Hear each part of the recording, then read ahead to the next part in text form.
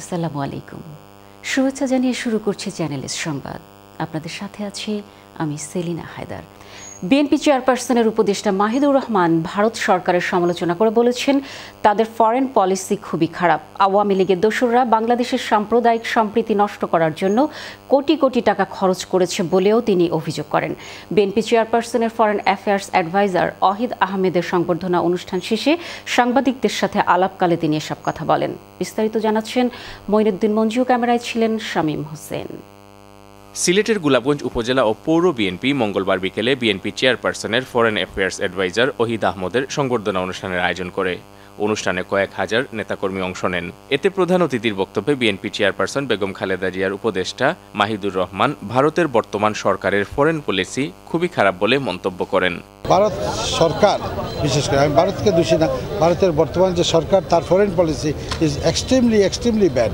তা আমরা চাই যে কোনো রাষ্ট্রের সাথে আমাদের বন্ধুসুলভ সম্পর্ক থাকবে, be it Bharat, be it Nepal, Burma, any other country, Sri Lanka, because they are our neighbouring country, they are our friends.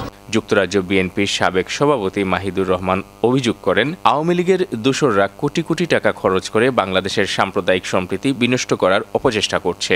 Religious কোনো ডিসক্রিমিনেশন আমাদের মধ্যে ছিল না, এখনও নেই। এইসব বৈষম্য যারা সৃষ্টি করছে এরা হইল রাষ্ট্রের দুশ্মন, এবং এরা আপনারা ভালো করে জানেন, যারা এই বাংলাদেশকে ফেইল্ড রাষ্ট্র, আবারও বলতেছি ফেইল্ড রাষ্ট্র হিসেবে দেখতে চান, তারাই ষড়যন্ত্র করছেন। এবং যারা আওয়ামী লীগের দোসররা, যারা হাজার হাজার কোটি টাকা তারা বানিয়ে তাদের নিজের পকেটে আছে, সেগুলো তারা বর্তমানে এই অস্থিতিশীলতা সৃষ্টি করার জন্য এইসব কোটি কোটি টাকা তারা ব্যবহার করছে। সংবর্ধিত অতিথির বক্তব্যে ওহিদ আহমদ আয়োজকদের প্রতি কৃতজ্ঞতা জানিয়ে বলেন, মুক্ত বাতাসে মানুষ এখন জনসভা করতে পারছে, কথা বলতে পারছে নির্দ্বিধায়, এটা সবচেয়ে তৃপ্তিদায়ক। দীর্ঘদিন মানুষের ধরুন সমাবেশ করতে পারেনি, আজকে মুক্ত বাতাসে মানুষ সভা করতে পারতেছে, মানুষ তার কথা বলতে পারতেছে, পত্রিকা তার আপন মনে লিখতে পারতেছে। এটাই কিন্তু আসলে অত্যন্ত ভালো লাগতেছে আসলে বাংলাদেশের এখন।